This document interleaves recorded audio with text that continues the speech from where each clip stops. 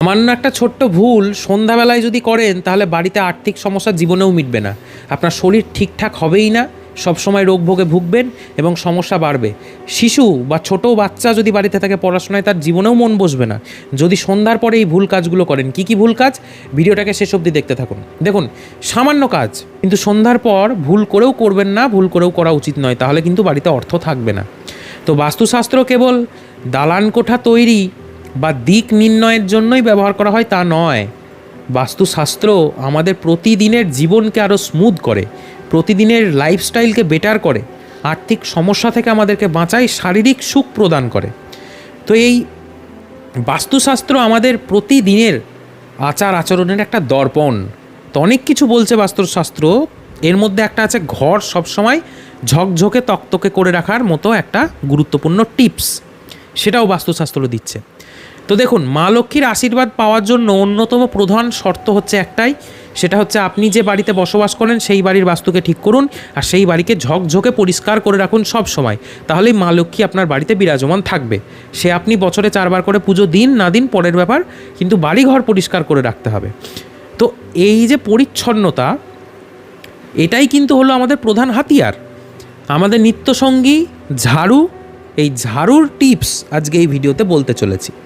কি করবেন দেখুন, অতি সাধারণ উপকরণ যেটা ব্যবহার করার ফলে কিন্তু আপনার ঘর থেকে লক্ষ্মী বিদায় নিতে পারে।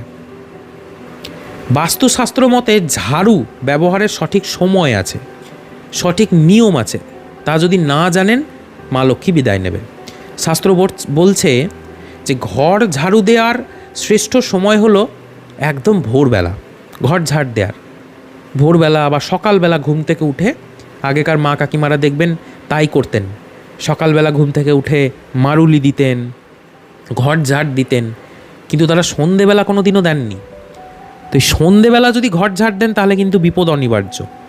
সূর্য ওঠার মুহূর্ত পর্যন্ত ঝাড়ু দেওয়া অত্যন্ত শুভ।